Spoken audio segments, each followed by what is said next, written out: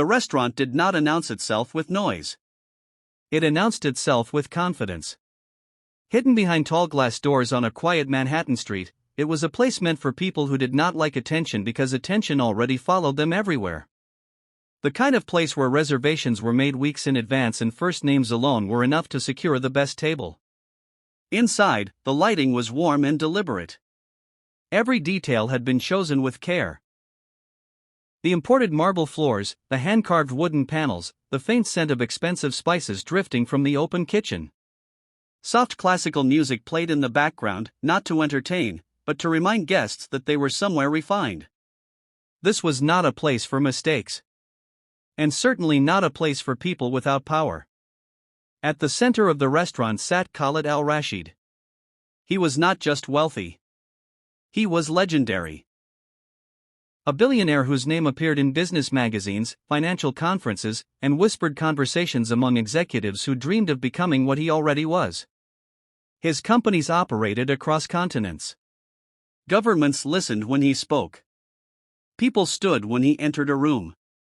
Khalid wore his success like armor. A tailored charcoal suit hugged his frame perfectly. On his wrist rested a watch so rare that only a handful existed in the world. His posture was relaxed, but his presence dominated the table. Across from him sat two associates, men who nodded often, laughed carefully, and chose their words as if walking across glass. They were important men themselves, but next to Khalid, they felt smaller. Khalid was speaking about an acquisition. "Numbers don't lie," he said calmly, swirling his glass. "People do." The men laughed lightly, eager to agree. To Khalid, life had become simple over the years. There were winners. And there were those who served them. As if summoned by that very thought, a young waitress approached the table. Her name was Miriam. She was 24 years old. She moved quietly, with a balance learned through long hours on her feet. Her uniform was neatly pressed, though the fabric showed signs of age. Her dark hair was tied back tightly, not out of fashion, but practicality. Her eyes held a gentleness that came from patience rather than ease.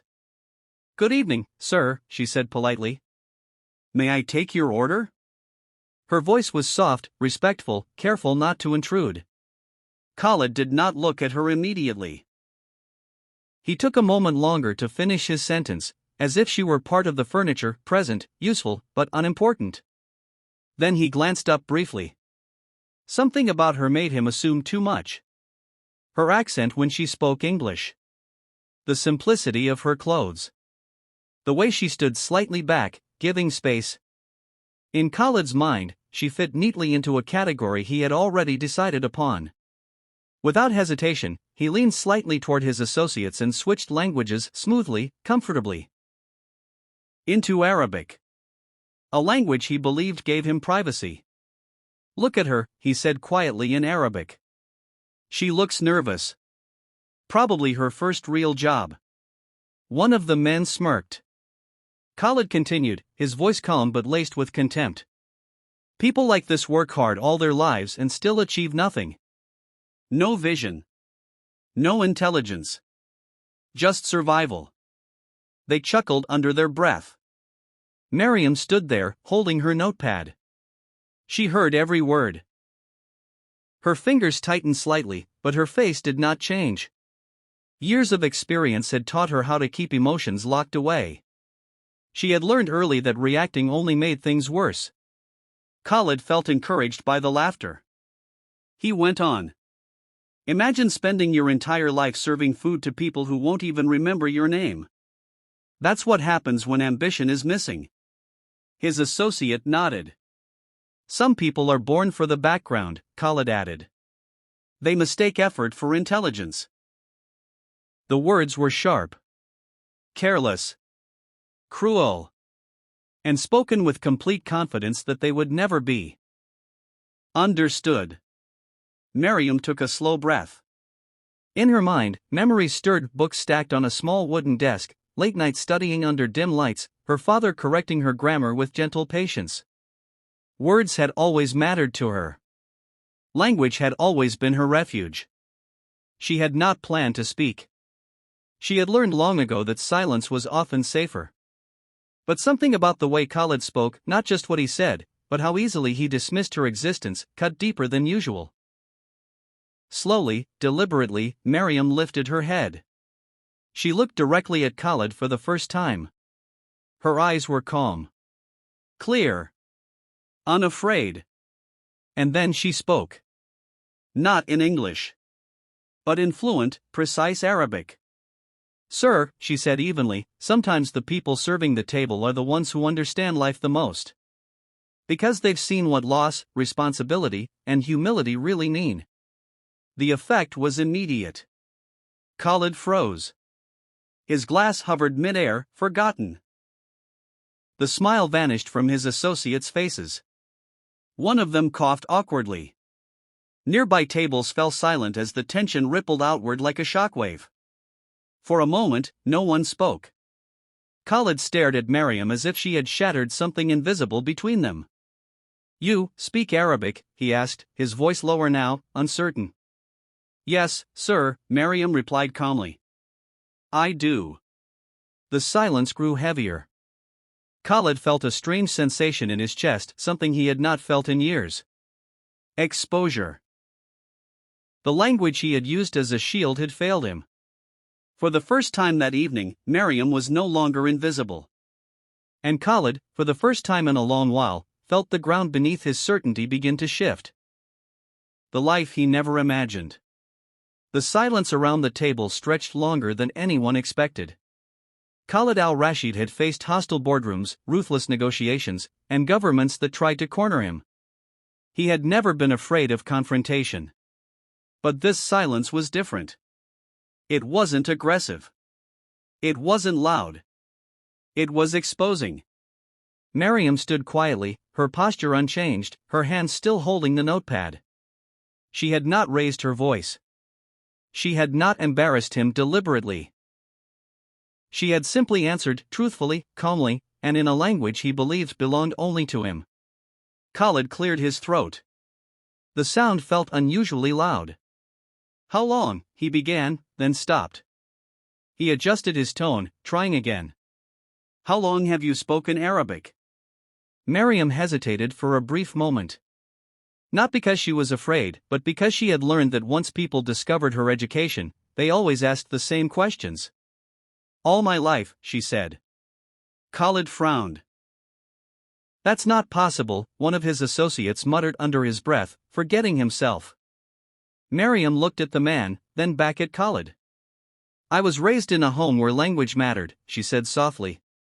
"Where words were treated with care." Khalid studied her more closely now. He noticed things he hadn't before. The way she pronounced every syllable clearly. The discipline in her posture. The restraint in her expression. These were not the habits of someone uneducated. "Where did you study?" Khalid asked. "At university," Miriam replied. The answer struck him harder than he expected. "At a university," he repeated. "Then why are you here?" The question slipped out bluntly. Immediately, one of his associates shifted uncomfortably, sensing the weight behind it. Miriam did not react defensively. Instead, she placed the notepad gently on the table, as if grounding herself. "Because life doesn't always reward effort immediately," she said. "And sometimes, it doesn't reward it at all." Khalid leaned back slightly, crossing his arms. For the first time, he was listening, not to respond, but to understand. "I grew up in a small apartment," Miriam continued. "Not wealthy. Not poor enough to be pitied either. Just ordinary." She paused, choosing her words carefully. "My father was a language teacher. Arabic, Persian, and English. He believed language was the bridge between people who would otherwise never understand one another." Something stirred faintly in Khalid's memory. His own father, long gone, counting coins at the kitchen table late at night. "He used to sit with me every evening," Miriam said, correcting my grammar, asking me to translate poems, making me explain meanings. Not just words, but emotions behind them. Her voice softened. He told me intelligence wasn't loud. It didn't announce itself. It showed in patience. Khalid felt an unexpected tightening in his chest. Miriam went on. I worked hard. Very hard. Scholarships. Awards. Professors who said I had a future in academia. She smiled faintly, not with pride, but with nostalgia. I was supposed to graduate with honors. Khalid's associate shifted again. What happened? Khalid asked quietly. Miriam inhaled slowly. My father collapsed one morning while preparing for work, she said. A stroke. No warning. The words fell gently, but their weight was enormous. He survived, she continued, but not the way we hoped. He couldn't teach anymore. Couldn't speak clearly for months. Khalid lowered his gaze unconsciously. Medical bills arrived faster than recovery, Miriam said. My mother took extra shifts. I took part-time work. Then full-time. Then 2 jobs. She looked around the restaurant briefly. This was the one that paid the most consistently. Khalid felt something twist inside him. So you quit university? He asked. Yes, Miriam replied simply. 1 semester before graduation. The number echoed painfully. 1 semester, Khalid repeated quietly. Yes. For a moment, neither spoke. Khalid thought of the comment he had made earlier, no ambition, no intelligence, and felt the words burn in his mind. I never stopped studying, Miriam added. I read whenever I could. I kept my languages alive. But survival came first. Khalid exhaled slowly. He looked at her uniform again. This time, it no longer looked like proof of failure. It looked like sacrifice. I didn't mean, Khalid started, then stopped himself. No excuse he could offer would undo what he had said. I spoke without thinking, he said finally. And worse, without respect. Miriam nodded. Most people do, she said gently. When they think the person in front of them cannot answer back. That sentence struck him harder than anything else. Khalid stood up slowly. The movement drew attention from nearby tables. I owe you an apology, he said, his voice steady but low. Not only for what I said, but for what I assumed. Miriam met his eyes. I accept your apology, she replied. But understanding matters more than words. Khalid nodded.